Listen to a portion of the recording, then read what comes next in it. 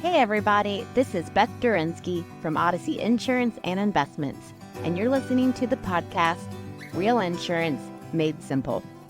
As a working mom of young kids and a small business owner, I know firsthand life happens. So come along with me and learn how your insurance policies work when real life happens and you need them most.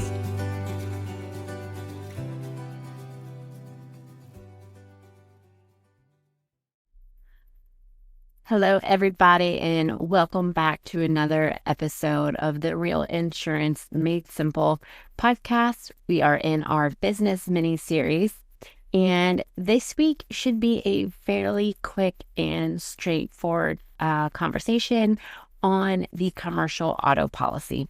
And the reason it is going to be straightforward is because, in theory, they're pretty similar to your personal auto policy, which the majority of people already have and they're already familiar with. So let's dive right in and talk about the different parts of the commercial auto policy. You have your traditional bodily injury and property damage coverage for the other person.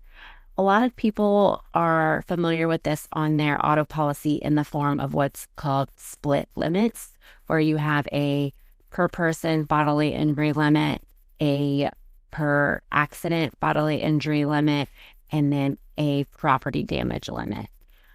And this can occur on a commercial auto. You can have split limits.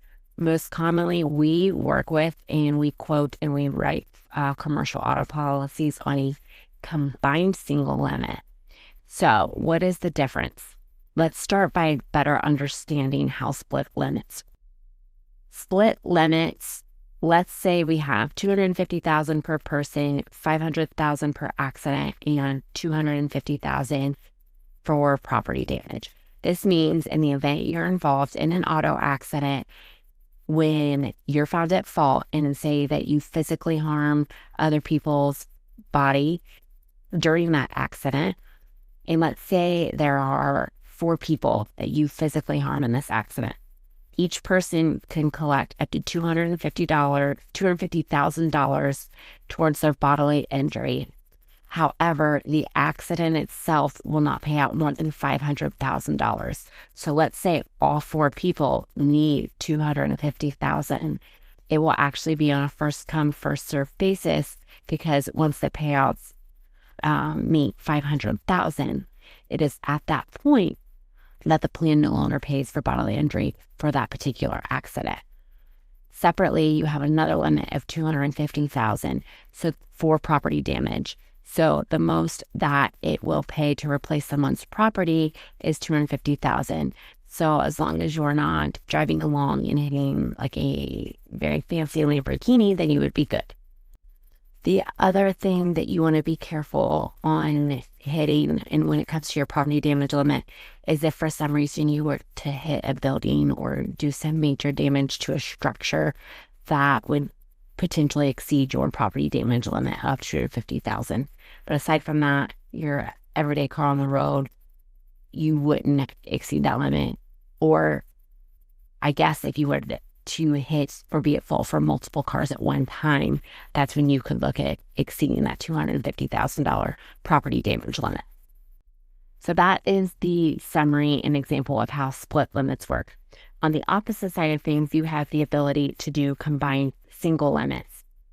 And essentially, a combined single limit means there's no bucket for bodily injury, there's no bucket for property damage, it's all one bucket. So in theory, this could be better in the event that you have a lot of bodily injury but no property damage. So if you have one combined single limit of $500,000, then you have a full bucket for $500,000 for one person, for 4 people, for 5 people. There's no per person limit. There's no per accident limit. It is just one limit for whatever the damage that is done, whether it be to someone's bodily injury or someone's property damage. It is one bucket and one limit for that accident. So it could also be a downfall, depending on the limit that you are choosing for the combined single limit. If you have a lot of bodily injury and a lot of property damage, it may not be sufficient, but that is always the risk we run when we're choosing limits. for our protection, for our liability protection. And you should really choose limits that are high enough to protect your assets in the business. That's a different conversation. But in theory, we typically quote 1 million combined single limit at a minimum if someone owns a business. If you're not sure what type of limits you have on your commercial auto policy, I would encourage you to reach out to your agent to review that option and make sure you completely understand the limits that you do have on your policy. There's also the coverage of medical payments, which is also on your standard personal auto policy that comes on a commercial auto policy. Medical payments are no question who's at fault. They're just going to pay those out. If someone's riding with you and they have a broken arm, they're not going to say you're at fault or you're not at fault, or they're not going to bicker about that. If someone has medical bills due to an accident, they're going to pay out those in medical payments up to the limit. 5,000 limit, 10,000 limit, 25,000 limit. You want to check on your policy to see your medical payment limit. But just like they're on a personal auto, the majority of time they are on a commercial auto as well. Something that is a little different on a commercial auto policy, but not on a personal auto policy as it relates to liability, is going to be your hired and non-owned auto.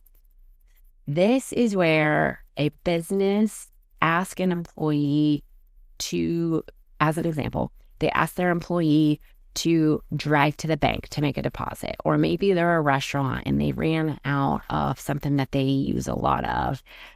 It was a really busy weekend. Maybe they ran out of, I don't know, shredded cheese or baked potatoes, so they can have baked potatoes. So they run to the store.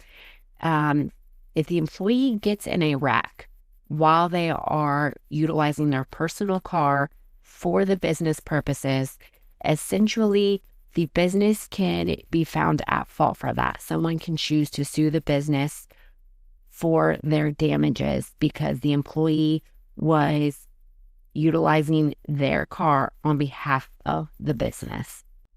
This coverage does not come standard or default on all commercial auto policies. So if you are sending employees out on the road in their own vehicle, this is a coverage I would really encourage you to look into and check with your agent on.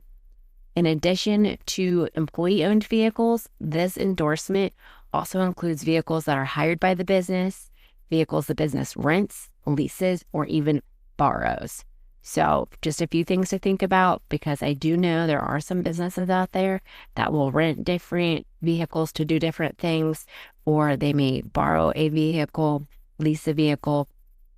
Just check with your agent, check your policy if this is something that pertains to you in any way, to make sure you have the coverages you need in the event of a loss or an accident. Because let's be honest, that's the point of insurance, mitigating those risks that we cannot predict or foresee in the future. And as I previously stated, you really want to have a liability limit on your commercial auto policy that covers the assets of the business. In the event you are sued, you don't want to have a $2 or $4 million or even $5 million business net worth, but you're only carrying $1 million of combined single limit.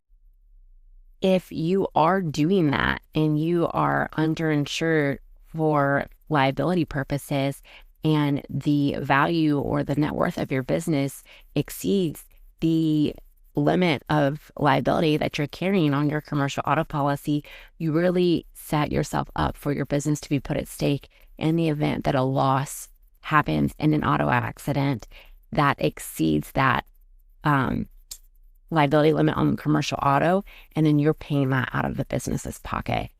Sometimes those $1 million claims are easier to get to than what you think when you're talking about a vehicle that's involved in accidents that happen in that front.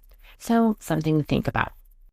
The final piece of a commercial auto policy, again, is going to be very comparable to what we're used to on the personal auto side. And that's if you're choosing to have physical coverages on the vehicles. Comprehensive coverage. This is like your fire, theft, hail damage, whereas collision is you actually colliding with something, hitting another car, hitting a building, collision, and then towing coverage in the event that you break down, or loan and lease gap coverage. So comp and collision, you would have your deductible. The deductible is the amount you are responsible for first in the event of a loss. Towing typically doesn't have a deductible. Sometimes depends on the carrier. You go ahead and pay for the tow and they reimburse you, or some carriers will have a towing assistance card with a company that you have direct access to and will file the claim on your behalf. And then, of course, loan lease gap coverage is you have a loan on a vehicle or it's leased, and the difference essentially, like let's use a loan, for example, your loan value is $50,000 remaining balance when you get in an accident, but the actual value of the vehicle has depreciated. They're actually going to value it at $40,000. So at the time of the loss, the insurance company pays out $40,000. You are now responsible for the gap amount between $40,000 and $50,000 valuation of the vehicle. So some people choose to purchase gap coverage in order to cover that gap in the event the vehicle's a total loss. So you're not still paying on a vehicle or have a remaining balance of a vehicle that was previously totaled. In a nutshell, that is how your standard commercial auto policy works. Every carrier has its own little variations and endorsements that can be added on to help benefit you or beef up your commercial auto coverages. I would encourage you to reach out to an agent to review your commercial auto policy. Make sure you are covered to truly protect the business and the business assets. You want to make sure all of the drivers that you have driving any of your vehicles are listed on there. In the event of an accident, if they're not listed, there could potentially not be coverage. You want to make sure your mileage radius that you're traveling for business purposes is accurate. Just really do a total review with your agent to make sure everything is up to date. Again, if you need an agent to help you review that information, 812-932-2200. Here at Odyssey Insurance and Investments, we would love to sit down with you and really go through your policies and talk through what that looks like and the different options available. Otherwise, everybody have a wonderful and blessed day.